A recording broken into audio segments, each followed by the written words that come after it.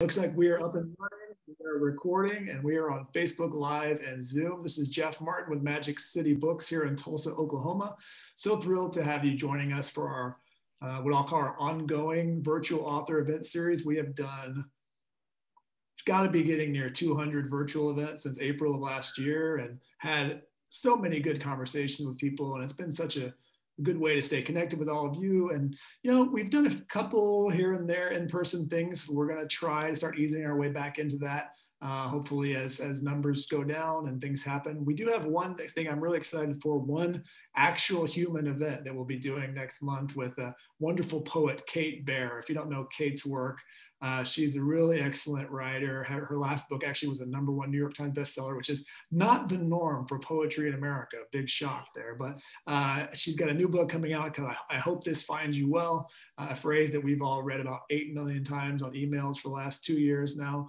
And really excited about that. It's going to be November 17th, live and in person. You can see information about that on our website, magiccitybooks.com. But most importantly, I want to tell you about something happening this Thursday, a pretty special virtual event.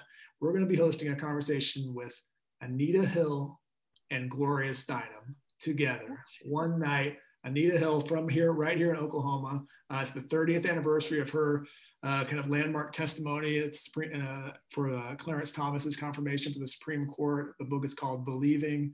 And gosh, I mean, talk about two amazing people. That's going to be this Thursday. So you can find details about that on our website as well. And then next Monday, we're doing a chat with John Lithgow. I mean, what the hell is going on here? We got all kinds of fun stuff happening. And so you can see all that. I won't go through the full calendar because you can see all that when you're on the website. So excited for tonight's event. You know, we were kind of chatting beforehand about how lucky we've been in kind of the pairings of people that we've had over these last several months. And, you know, it's one thing to get a great author to come chat with you, but to get to sit back and enjoy two amazing writers in conversation, it's kind of the special thing, you know, there's these exclusive moments that happen and we get to bear witness to these things that are kind of, well, I'll be honest, in this Zoom era, I've kind of thought that, you know, a lot of times I was worried we'd get these kind of canned conversations or people would be doing the same thing over and over again. But when the innovation came of kind of pairing up different people at different places, it kind of brought that uniqueness back to the conversation, that kind of spark and the idea that we're hearing something that you won't hear somewhere else. And that's always very special. Tonight's moderator is Samantha Irby. If you don't know Samantha's work, I mean, just one of my favorite, funniest people alive. And you know, there's nothing you could do that would give you more joy than to pick up her books and just sit down and think about, you know, Wow, No Thank You or Meaty or any of these books and just find some joy in your life, which is exactly what they do. Also, you know, there's some ups and downs to those books. They're not all laughs, but she kind of finds the truth, you know, and things, which is, I think, something that really separates Samantha's work from other writers and makes her books quite special. So we're really lucky to have Samantha as moderator tonight. But the reason for the season and the reason we're here is for Kate Bowler. Kate, I'm sure many of you know Kate's work. If you haven't been listening to Everything Happens podcast or previous books, you know, both of these writers are mega bestsellers. So when we got the call that we were going to have a chance to do something for No Cure for Being Human, it was a pretty immediate big yes with an exclamation point on it. And maybe you'll get to hear the story about how Kate was inspired for her book's title by the neon sign that she has behind her there. It's a really fascinating story. So maybe they'll get into that. Most importantly, there's two things you can do. We want you to ask questions tonight because there'll be a question component at the end. So put those into the Q&A and we will get to some of those at the end. But most importantly, you can get a copy of both Kate's book and Samantha's book, most recent book, Well, No Thank You. I always say this, but it's a great joke. 2 for the price of 2 tonight only, just a special. And we're going to just do that for you guys for being such loyal viewers. So thank you for watching. Get those questions ready and let's sit back and enjoy an amazing evening with Kate Bowler and Samantha Irby. Thank you both so much for being here. Wow, thank you for having us. I always feel really intimidated by a nice introduction because I'm like, buckle up. What's he talking about? Kate, do you think that instead of talking about your book, we should pretend to be Gloria Steinem and Anita Hill. That could only go well. I could see only a test run for Thursday. Imagine people like they just saw, like, glanced at our like faces on the poster. Yeah, like, oh, yeah, this is the Anita Hill Gloria Steinem night, right? And then like, oh, that devolved. Wow. And then they're like, get these movies out of here. Okay, first of all, congratulations. I know that having a book come out is great, but also a huge nightmare. And the weeks surrounding your book coming out is really the worst. It's the best, but it's also the worst. So congratulations. Thank you, Sam. I want to know, okay, I'm going to ask all sorts of dumb things. The first thing, like, you know, people always ask, like, what's your process? And like, I'm kind of interested in that. But what I really want to know, since I am supposed to be working on a book right now, is truly, how do you get motivated to write? Yeah. And where did your inspiration for this new book come from? Tell me all that stuff. The trick is to keep having really terrible things happen to you. Just like around every corner is a tragedy. Mm-hmm. And that despair is its own engine. I guess most of it comes from the fact that on the outside, I'm always sort of pleasantly agreeing with the world as I find it. Mm-hmm. And then deep down, I feel such a deep discomfort about, like, because I'm kind of an unbelievably, or maybe completely believably sensitive person. And so it's believable. I'm like, oh, that word kind of wounds my little spirit. And so I guess because as an academic, I study like the history of cultural scripts, and then I'll hear a phrase and it'll just strike me as on the outside wonderful, and on the inside really odd. Like, for instance, like why it is that our culture believes that we should be having our best lives now. And so I got obsessed why? With yes, why? Because a man named Joel Osteen in 2004 wrote a book called... Can I say something though? Yeah. Real brief, because I would love your like learned divinity scholar take. I understand Joel Osteen's appeal. Yeah. And like, let me clarify, I'm a stupid person. I'm like the perfect audience, right?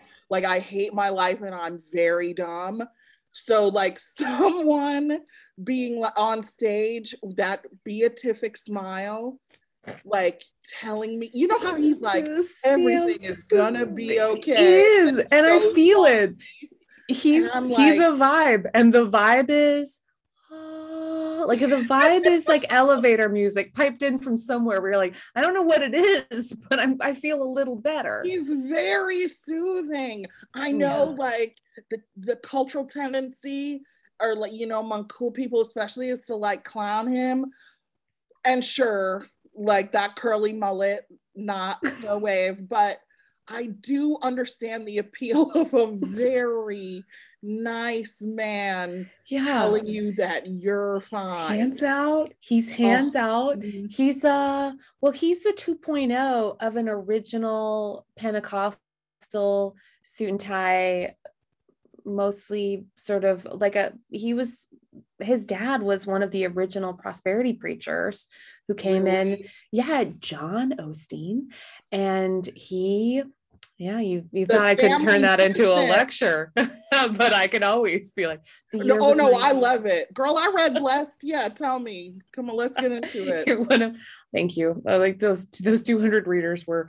So I love all this because it was like, it's after World War II, especially white America is experiencing the kind of flush of pride over rising economic tides, and they're feeling like, wait, there's a car in the driveway for the first time, and there's all these new appliances, and I'm feeling the comforts of middle class. And with it came this religious movement, which is Black, white, Hispanic, international, but the Pentecostal movement had largely imagined itself as being kind of the not having any cultural credibility. It was never going to have like a politician. It was never going to have cultural respectability, and it felt alienated from the culture. And when it suddenly, like everybody else, began to imagine itself as being part of this increasingly affluent culture, it like felt like it belonged, then it needed a theology that belonged, and that became the prosperity gospel. So by the time it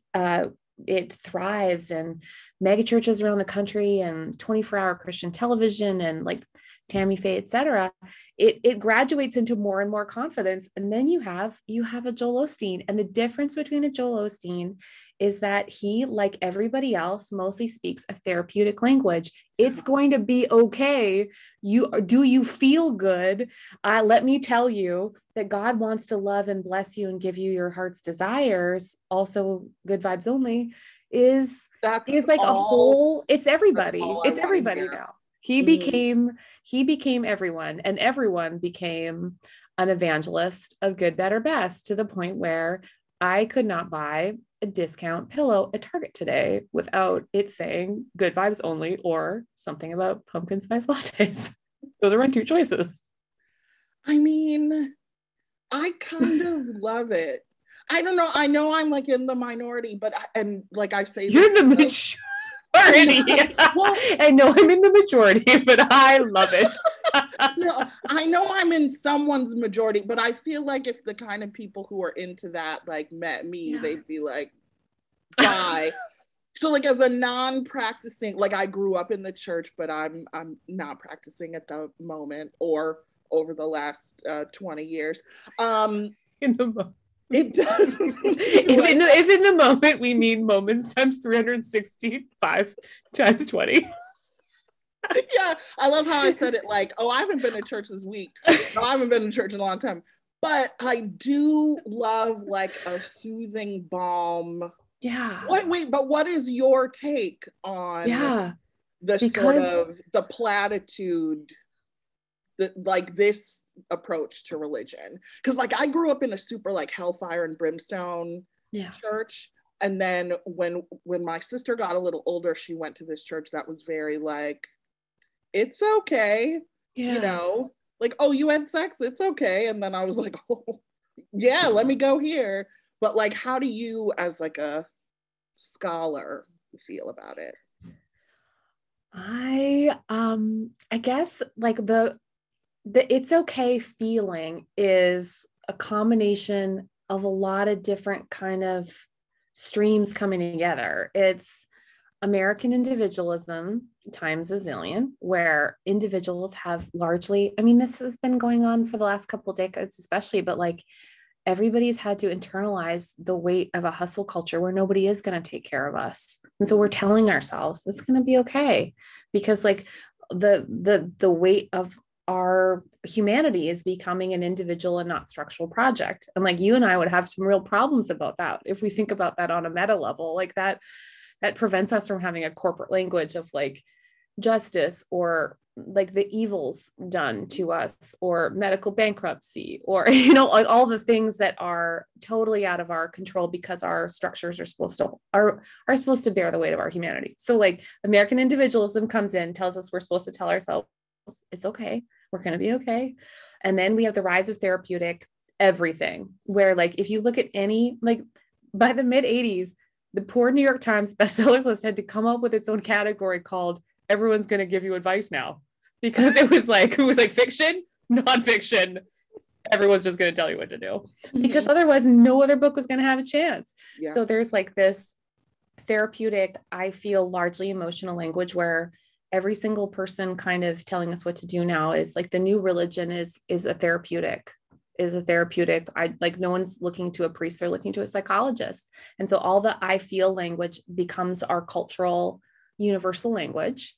And then you add to that the one thing in which I'm an expert, which is this little strain which people don't realize is religious, but is religious, and it's everywhere. And it's this little thing that grew up 100 years ago called New Thought. And the basic infrastructure goes, I think my mind is unbelievably powerful. And if I speak it, it will come true. Or if I believe it, or if I have the right mindset. And then cut to the children describing manifesting to each other. They don't, I was at a farmer's market, big, like, and someone's like, well, don't put that into the universe. I was like, I'm just trying to buy bread. I just can't have new thought right now. And all the positivity in individualism, therapy, and like therapeutic religion and new thought becomes this cultural juggernaut. And it means that if you are like most of us whose lives come apart, then it will fall on you to perform cheerfulness and self-mastery even while you're suffering. And that is the bit that offends me. Because then there's no place for the suffering without feeling like we've embarrassed ourselves somehow. Mm-hmm. Okay, I distracted you from my original question. I probably just was like, look, it was the year. It's on me. I'm a bad interviewer because I'm just like, let's go off on this tangent. But I want to know how and why this new book. Oh, I'm sorry. Yes, right. No, well, don't apologize. I'm Canadian. It is my only way. Because I couldn't tell, I found myself not able to tell the truth. And that the second I have like a sudden stage 4 cancer diagnosis, my life is leveled as I know it. I'm trying to move past the crisis feeling, because that was sort of what I was consumed with for a while, is like both the beautiful and bright clarity of a crisis where it really kind of illuminates the things you really care about. But at the same time, realizing like, well, I mean, thank God I keep living, but then also like, I'm still living and everyone's trying to give me a formula for how to do it. And it's mostly the mindset people or some kind of stoic telling me to cultivate detachment. Good luck telling me not to care. Will I die of empathy and not cancer? Probably.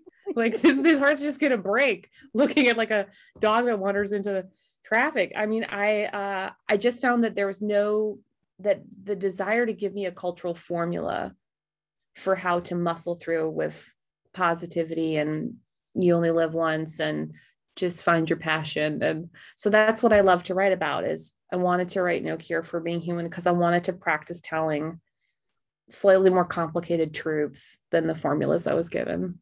Mm-hmm. Speaking of cancer, what is it like as a person who also, I have Crohn's disease, which is disgusting. And one of the ways of dealing with it has been to write too much about my own butthole. And since your cancer is in your colon, you also do a fair amount. Sam, it's so awful. I'm like dominating. This is the worst thing to say. I'm dominating. I'm like number 1 in colorectal cancer. Do you understand? I saw that and I was like, oh no. Haunted by the words. Oh no. But no. That's, you gotta silver line. No, that's amazing. You should screenshot that, number 1 in colorectal cancer, and put that on your wall. That's a true achievement. Forget the New York Times list. Number 1 butt cancer book is a true achievement. So what is it like for you? I can't wait for this question. My experience is like, I'll go to a book reading, like in the olden times when you could still like read your book to people in this. One time a woman brought me toilet paper and I thought it was very funny because like I had written a whole book about diarrhea. Not the whole book for those of you, no one's considering buying my book, but what is it like when people know so much about truly your most intimate place? Yeah. Some women might say your most intimate place is your vagina. I don't believe that it is your butt.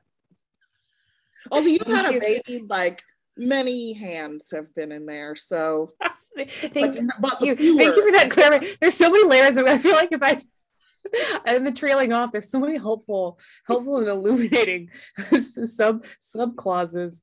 Because I get so, you know me, Sam, I get so uncomfortable about everything, and then I get nervous, and then I get chatty, and and then I guess, gosh, are there people who come to you who like, yeah, you know, because there are many ways in, right? But it just like with my stuff, there are some people who come for the Crohn's, like that's yeah. And then they're like that's what they want to talk to me about, and I'm like, oh, okay. So do you have people who are like, yes, I want to talk about colon cancer? Well, because there's a lot of us like younger people who are getting colon cancer, but typically it's like older, typically men in their 70s and 80s, and so it's not a big crowd. And also, so like part of me is like, yeah, Sam, I just want to destigmatize.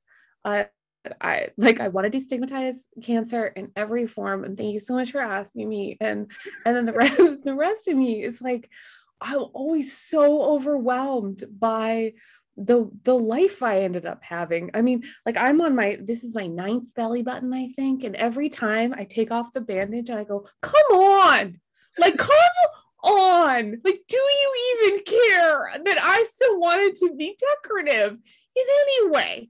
So I feel like dignity was really the first to go with all of this. Yeah. I sometimes, if I think too much about the details of my life that people know, there's no turning back, right? So you can't stuff the poop back in. But sometimes if I think too much about it, I'm like, oh, there's a lot. It does. Oh, Sam, you give me the best transition that I find.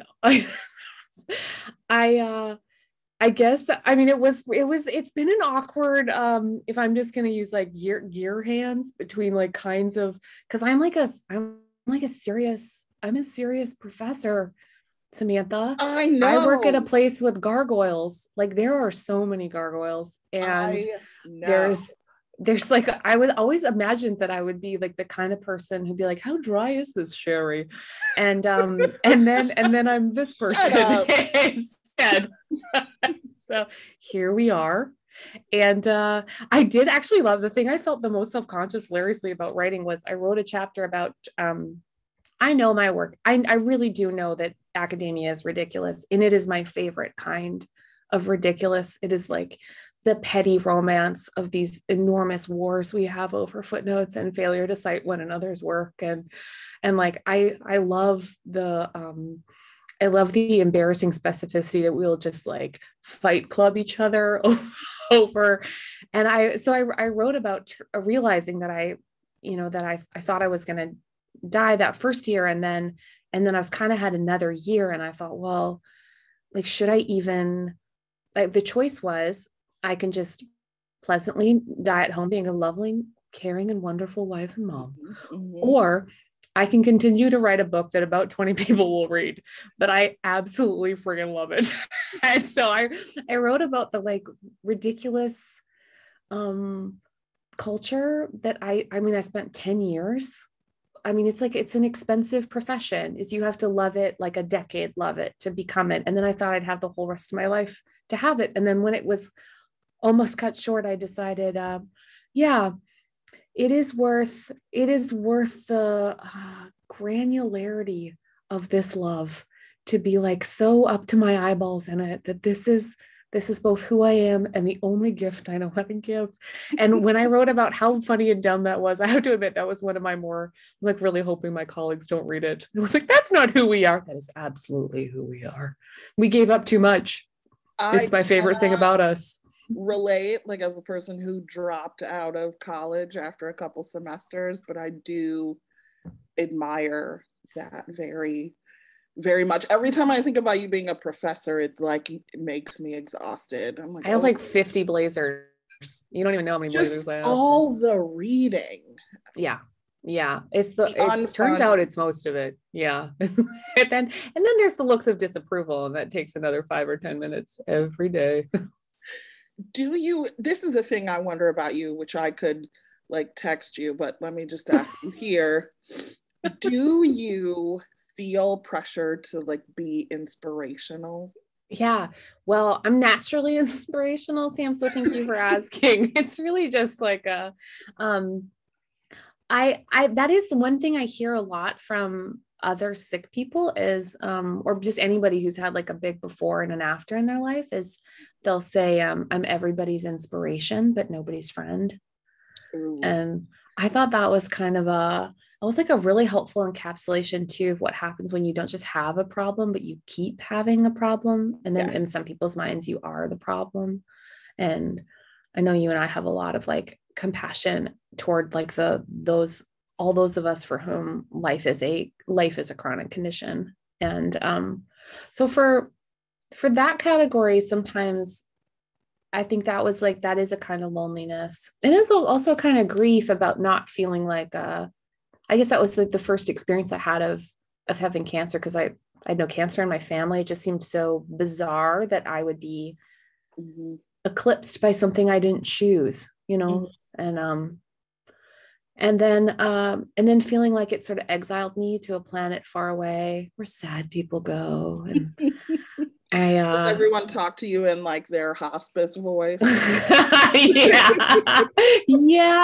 Yeah, I think that's honestly been one of my favorite things about you, honestly, hun, is I love the feeling of not being separate, like the feeling that people aren't scared of, the tragicomedy of life. And it's always nice when people love you enough to like really truly make fun of you. You know, you and I have that in common, and we both, I think, do the thing where we try to talk about our dark stuff with a sense of humor, because I don't know any other way. I feel like you're the same, where it's like our natural inclination is just to be like, how can I squeeze a drop of comedy out of this horrible thing? And I think in terms of, well, and you should tell me if you feel this too, I feel like people receive your bad news a little easier when you like sprinkle some sugar on it, right? Because I think people are so afraid that you'll need them, or that they'll in any way, that they'll have to console you, or that they'll have to pick you up from the emergency room, or which whatever. They will. Yeah, like I'm just like, I meet people next day, 24 hours later they're in emergency contact. I know. When I first met you, I was like, she better not call me for a ride. And then I did, and I will. Wig fund, or but seriously, like that is how people like with one ear like hear your tragedy, and with the other ear are like, will this cost me? Don't let anything come in here that's gonna like mess up my day. And so I just want to commend you for, because like Crohn's is one thing, but stage 4, I mean, not to get all serious, but like stage 4 cancer, I can laugh at anything. I don't know if I could laugh through that. So I want you to know like what a miracle you are. Thank you, love. Real, for being able to do that. How was the pandemic for you? Oh, it felt I mean, I know it was horrible. Where on the scale of horrible was it? Well, it felt weirdly similar to, I was pretty immunocompromised for a long time, and then been sort of kind of like, if there's like a super highway of health, I'm kind of like on the like the bumpy service road kind of nearby sort of feeling. And like I can watch like my thing is not likely to get the emergency vehicles. And I guess what has been kind of weirdly comforting about this experience is to be able to share, I hope, with people the feeling of our interdependence. Like everybody is in a web of all of these loves. And we've never had to like do the math on them quite so much until we had bubbles, but that we're experiencing our fragility. And unfortunately, like that is like not a truth people love, is they don't love their fragility. They don't love the idea that they're responsible for one another. We're all hoping that this bootstrapping version is going to pull us through, but it has sort of been, it felt nice in a way. I mean, it's obviously in every way horrifying, but like the feeling of a feeling like we see the world clearly, and the world as it is one in which suffering is meted like unevenly on people. There's some people who will suffer more than others, and I'm not talking about myself, but like the elderly, the imprisoned, people of color, like the way that it was so much clearer in a way to see the math of our structures. I that felt like it was a time for reality. And then maybe that would be a lovely time to be not so aggressively good vibesing everyone with this sort of joyfully, lightly eye-crazed delusion that if we just think of this is mindset. And it's been a strange time for solidarity in that way. And that felt kind of real. Yeah. What do you do when you like meet a like patty positive, good vibes only kind of person in your life? Can you, okay, that's part one. Part two of that question is, can you give us some tips on how to deal with people like that too? I sure. just turn and walk away because I am a bad vibes only person. Like, I'm like, oh, you don't want to talk shit? Oh, okay, nice, goodbye. So like, what do you do, and how do the rest behave? How should I behave? Such a fun question. Is there a way to be more acceptable in the eyes of others also? I guess because I spent about a decade mostly in prosperity churches, and where it was so as part of my research for writing this history of the prosperity gospel, I really spent time hours every week with people for whom like they like that, it like being positive with spiritual work. And I think frankly, that's every woman I know on Instagram who's like making the most of it as part of my profession, regardless of whether anyone is paying them. And I think part of the compassion I have for that is just looking at the tremendous cultural pressure we all feel to look like we have solved the problem of our lives, and that we are given every possible social media tool. And we used to just have the stupid Christmas letter, right? And now we have like a Christmas letter every day to prove that the math of our lives add up. And then it never does. And so I guess part of my love of like the desire to be positive is that everyone wants to feel like their lives are adding up and that they count. And they just want to know, like, just show me what the checklist is. And I just want to feel. And I think it's part of this common problem we have where we're so hungry to know what enough feels like, that we're just like, we're rushing toward the thing that feels like we have figured it out. And positivity is our culture's thing. And until, of course, we are afraid at the edges, or we're too embarrassed or too overwhelmed or too talked out of our own humanity. And so the thing I love about my positive vibes only friends is that they look for the little miracles in every day. Like they really do feel like their lives. I mean, like the joke we always make about religious ones, the people who get like very excited about every empty parking space, but those people who are like looking for signs that their lives have meaning. And I get, like, yes, that I get. I am like desperate for meaning and beauty and truth. And I think the burden for the positive folks is that it has made it's made reality harder to describe, but it's also in a way, like, I think it's kind of in a way trying to be a form of courage, but in a way it kind of talks us out of the need for it, because we're always just trying to convince ourselves that things are better than they are. I find that like being on the, like not being the everything is possible and not being the nothing is possible person, but like having that language of limited agency, I think will help us feel more comfortable asking for help, but also just more loving to both sides of the people. They kind of just like, like in bowling where like they try to like kids and you have to like put the gutter guards up. I don't go bowling. But if you did, in honor of my last name, Sam, if you ever did, know that you don't even have to bowl. You can just put the gutter guards down. And I just want to put the gutter guards down on everything is possible or nothing is possible, and just keep everyone right. No, I do know what that is. Yeah, me too.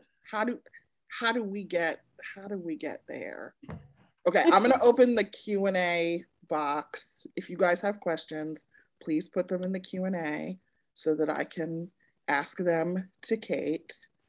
Okay. Eileen wants to know, after all the chaos and upsets in your life, how do you believe, oh, this is a good question, and not lose faith and question the existence of a day-to-day God? Wow, day-to-day God. That's such a lovely way of putting it too. Because it at first it felt like a huge burden because I was living through a tragedy that everyone was very quick to explain. Like there's a lot of like, God has a plan and everything has a reason. And like the desire to like a hyper causality to try to make, I think the problem with most versions of faith is that they try to solve the problems of faith, like the deep mysteries of it. And they like freight certain people to solve the problem. Like you're the debate. And like, then the suffering becomes the debate. And I just found that most of the solutions for that really made me feel lonely or angry or like both at God and other people. Mm-hmm. And really that faith for me, and I just as like I'm like a pretty Jesus-y person, but I also teach at a university seminary. So like my students are going to be pastors. So I really have to practice caring about this. I can't just be like, oh, everyone will figure it out. You do you. I'm like, oh no, wait, I have to figure it out. Mm-hmm. And so I found honestly that faith for me doesn't feel very much at all like certainty. It doesn't feel like I have a formula. It doesn't feel like God is going to give me all this secret math to make my life feel like enough. But it feels a lot like love. Like in my worst moments, I have felt loved by the community, loved by God, weirdly, like just loved. Mm-hmm. And so when I like try to create the through line, if I'm following the story about love, then I feel like I know more about what it means to experience God's presence in my day-to-day life. When I try to follow it like I'm trying to like solve the mysteries and find the formulas, then I find that it just doesn't add up for me. Man, that's such a good answer. Okay, I'm gonna jump around these questions. Oh, there are so many. Okay. This is a good question. This is a good follow-up to what you just said. Laurel wants to know, do you ever find anger a useful response to your situation or people who want you to have a certain approach to it? Yeah. And like, are you allowed to get angry and be a Jesus person? Yeah. Anger is a wildly appropriate response to another spiritual category, which is not just problems, but it's evil. Like when the things done to us, the things done to others, the shit we know that is that violates our humanity. And like when I wrote that, so the only like personal writing I've done is when I wrote Everything Happens for a Reason and Other Lies I've Loved. And I was thinking through the question of why bad things happen. And I was angry, but that book is not very angry, because the thing I was really angry about was the inhumanity of the medical treatment I was receiving. And I felt frankly, I was so scared. And I thought honestly that if I was angry, like outwardly angry, that I wouldn't get the care that I need. And it made me like really kind of keep that to the cards to the chest on how disposable I felt, and really how I was in a clinical trial. I've had rough medical care. And the irony has always been, I've had really rough medical care inside a system in which I work. So I'm a professor and a patient, and I have never, I mean, in every way, I am so deeply privileged. And yet even I have not been able to receive standard of care, like things, basics, just, and so I wrote a lot in No Cure for Being Human about the feeling of knowing that somewhere in all the numbers that our humanity just evaporates. And so, yeah, spiritually, and I think just like this is a much more frank and honest in that way book. And I let myself be angry, even though being angry made me feel scared, that if I was that honest, I wouldn't get what I need. Yeah. The medical stuff is hard because, I mean, I know, they just, even at your worst, most helpless, it almost feels like sadistic sometimes. It's like, oh man, why did you go into medicine? Like, was it a dare? Like, did somebody force you? Because you seem to hate this job and me. How can I ever get better with you in the driver's seat? Yeah. Yes, that's terrible. A perfect summary. I feel like I had moments where I'm like, why are you surprised that I'm crying about the news of my death? Like, shouldn't that have been part of your training? And I now, ever since the getting into this and the kind of like building a community around these questions, it's been lovely to be able to, I got to do a whole thing for Nurses Week a few weeks ago, and like really get to know and be able, like, the careworn, especially throughout the pandemic, exhaustion of medical care providers.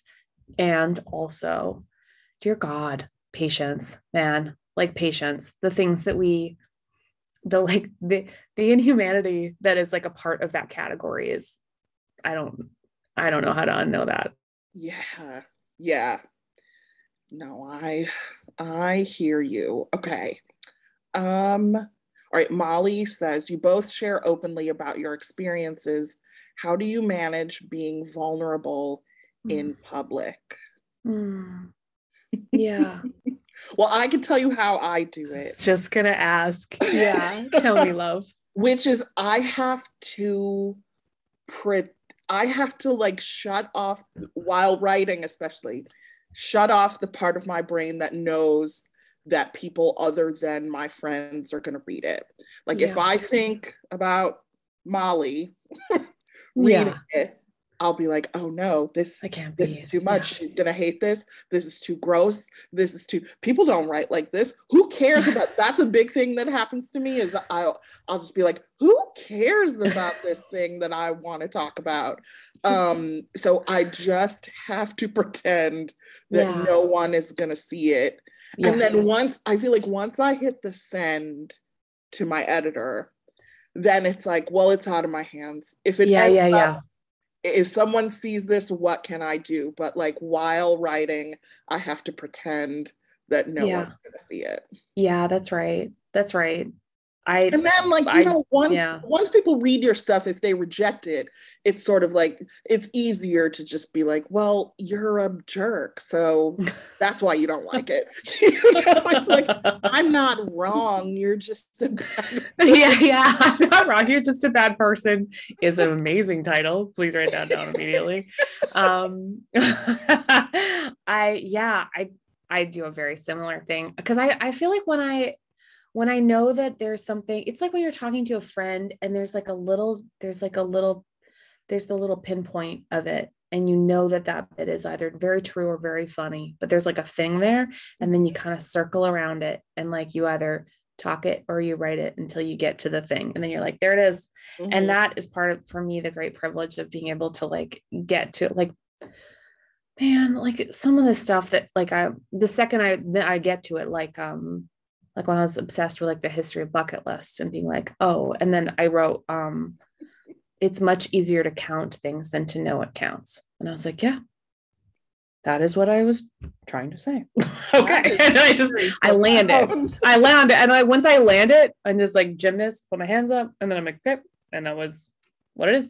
But I also have like a different relationship to vulnerability, because we basically started like a project at our center around this. So I have grant funding, and I have the ability to like put time in my week into allowing the vulnerability of my life to connect with the vulnerability of other people. And so I have this lovely team of people that I work with, and we get gorgeous mail from people going through all kinds of befores and afters. And I consider it like a huge part of my life to be kind of a theological hospitality ministry with amazing people. And that is, I feel like that was the companionship that I longed for. Thank God I have this amazing team of people who help. We try to make conversations around it with the podcast conversations or the resources we make. And that feels like, in that way, it's my vulnerability. But once it's done, I feel like the point is kind of like it rings a bell, and the bell, like the note doesn't have to it's not my note. But then you get to watch it ring through other people's lives. And then it does. And then it's true for you. Yes. But it's a thing we all get to experience together. And that's like the superpower of vulnerability, is it rings a bell, and then we all get to feel our personhood in our stupid specificity. And what a ridiculous privilege. That's so good. It really is true that by my being open, like people have said things to me that who knows who else they would say it to, but it feels like, oh, well, this is worth it, right? Like my talking about my dead parents resonated with this person, and then they told me that. And even if this is the only person that it touched, it's like, okay, worth it to have this out there, because I totally agree. It does. I mean, and it is there is a reward.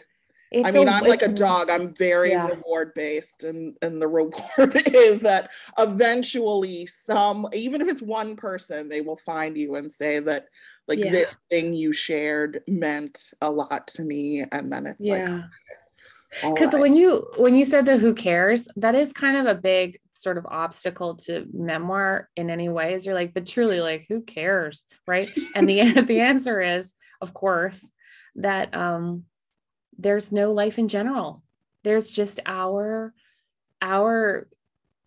feelings about our best friend's ex-boyfriend. It's our hilarious specificities and, and confusion about why American cheese was called American cheese. And I mean, there's no version of a life in which we shouldn't be in love with the specifics. But it's always in the details of ours that people get to experience theirs. And I find that very weird.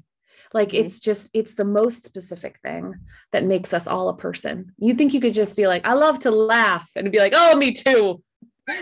Universal connection achieved. Okay. Okay. Matthew says, for better or worse, your brand is now hope. How does that sit with you? And how do you maintain the energy to be that person for so many people? I too would like to know that. These are really good questions. These are beautiful people. People come to like my book things and they're like, tell us a joke about dicks. And then your questions are like smart. I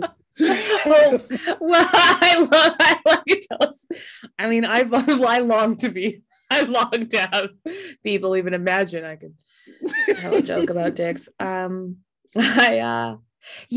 hope is because the parsing there is the like thin line between trying not to replicate any of the optimism, the burden of optimism, and not to live it myself. And like to like really cut that off at the stem, because I struggled a lot with hope, honestly, because what does it mean to be hopeful when my life is completely uncertain? What does it mean to be hopeful when the future might not be mine? And even just like the very casual way that that was like a thing that went away almost immediately, was the second I got sick, I felt like I couldn't speak in future tense. And I didn't realize how much we do that. Couldn't do it. Mm-hmm. And it was, next year, let's, like, all the beauty of those casual plans, like it was just gone. And it took a long time for me to get any of that back. And I want some of it, because I think we all just have to dream. And that's part of the beauty of hope, is we just let ourselves dream, because the more we are in love with life, the more we want. And that is like I just want to affirm what a good thing that is. But I couldn't do hope as either certainty, because that's bullshit. And I can't say hope is that I'll fix it, or that there will be a formula, or that my life will work out. And I need hope, without which there is just a story about the present. A story about the present is, there's a million religious versions of that. People can feel free to opt into those. Those are different forms of Neo-Buddhism, Stoicism. I mean, hedonism in a classical sense, like just live for today. And like all those versions are unfortunately not the religious tradition I picked. I picked stupid Christianity, which is like, which believes that that we're part of a story about love in which God saves the world, all of us, regardless of however we imagine our ends, that there will always be something more beautiful. There'll always be like an and then. And so I think for me, hope is it has to be not just hope that my life will work out, but hope in a story about love that's not just me. And so that to me lets me off the hook for like heroic, shitty Instagram hope. You know what I mean? I still want to do it. And I think about it weirdly. I know it's like, I think about it all the time, because with my kind of cancer, I got to keep my hair. With my there's certain like that I didn't have any of the visible disability markers. And I didn't want to lie to people and make them feel like there is just an endless, that that lessons or meaning is like a silver lining to any of this, because it isn't. I just want to, oh my gosh, I almost went into like full Little Mermaid there. I was just like, I want to be where the people are, but like for real, Sam, I want to be like where like the humanity is. And I think hope is doing that. It's being with people in that, but knowing we're not the good news. You know what I mean? Oh yeah. No, at least I'm not. I'm never. I'm not the good news. I mean, I'm like a good idea. Hey, I'm hanging on by my fingernails, just like you news. Yeah, but I'm Sam, circling the drain right next to you. I will say though, Sam, there's a version of that is also crap. The fake hot mess version, and you never do that. And I just love that about you. Well, because the mess is real. Yeah. That's telling the truth. Yeah, that's good. I try. See, my thing is, and I feel like you sort of live this way too. If I sell you something, like if I paint a picture that's not really real, that means I can't leave the house or meet people or talk to anyone or see anyone, because then I'm not slick enough to keep up the facade, right? Like I cannot like sell a bill of goods and then meet someone and they're like, I would pass away if someone was like, Katya. I would just like, so in that sense, it's much easier to be honest about my failings, because then if we meet, you're not going to be expecting a person up here You're going to be expecting a person like way down there. And then if I can meet you like right here, that's, you'll be impressed. You're like, oh, I expected you to smell like sewage. And I'm like, yeah, what a surprise. A positive, then you have a positive read on me. Okay. Question from the Workins. Do you know? Oh, I know them. Okay. Hello, my love. I thought so. The way it was worded. I thought they were he friends. Loves Tulsa. I don't know born, but definitely bred. Hey guys. With our collective attention span shortening, how do we speak meaningfully and avoid devolving into an amorphous blob of cliches? Oh my gosh, seriously. And like, Zach has worked with youth and then publishing, and then Karen's a teacher. So they both know that translating complicated truths into listenable truths is really hard work. And because the cliches are easier. I mean, they're always easier. They're just like in our back pocket. And that's why they saddle us with all their misery. They go down also so good. Oh, they do. Oh my gosh, they really do. Yeah. This too shall pass. You're talking about my life, I suppose. It depends what horizon we're working with here. Yes. Or people are doing their best. Everyone is doing their best at all times, Linda. Everyone. What's so tricky too is that these, like, we have so many choices between almost all the ways of communicating them are short form thought, like posts, and they're barely even medium form thought, which is like any kind of ability to like have a few paragraphs, have some nuance. And I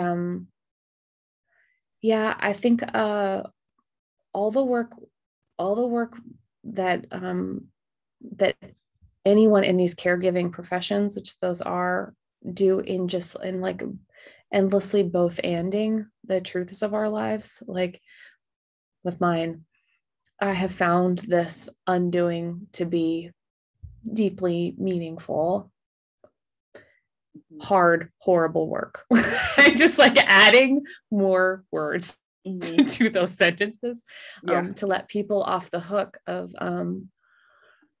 having to kind of be our like 2 p.m. selves, where we look like we have everything together, and the rest of the time we're our 2 a.m. selves that are scared, that are prone to despair, that like really want to call somebody. And we are really I think we thought we were in a meme culture before, but like we are like in terms of suffering, like we really are in full memesville.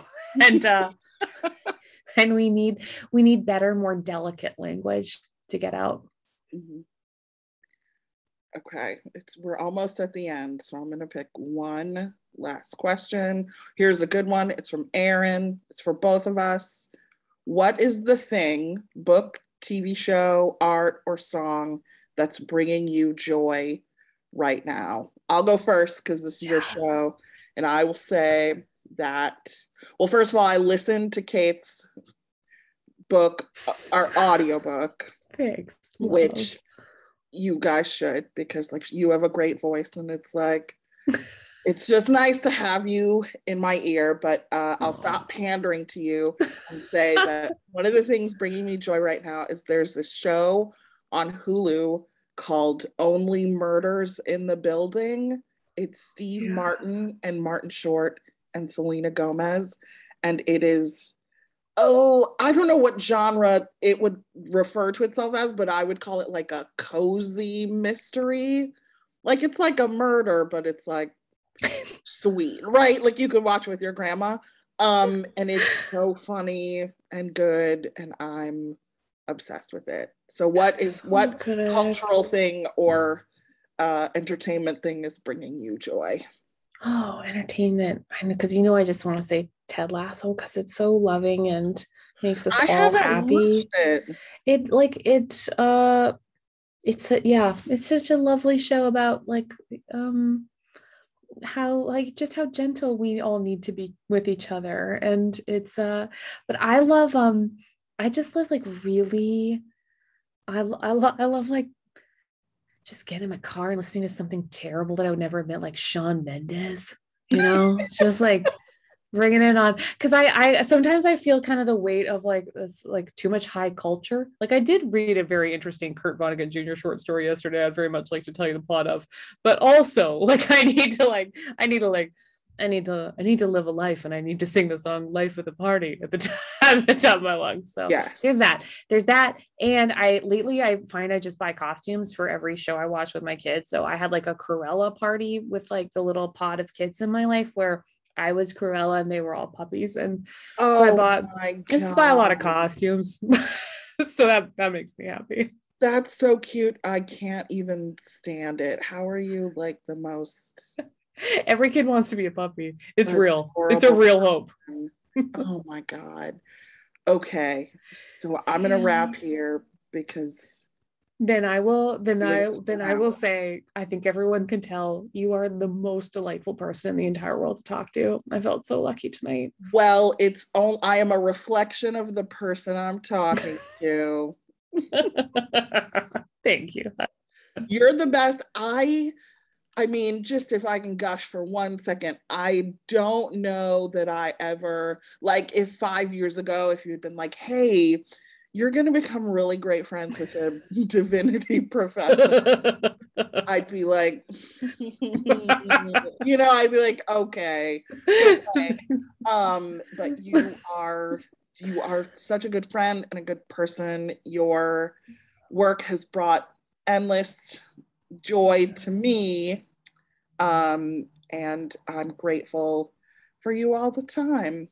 And I want everyone watching this to buy all of your books. My medium sad book. I mean, buy the medium sad one, but like also find Blessed, because I really loved Huge history of Tulsa, if anyone really wants to know more about the religious history of Tulsa.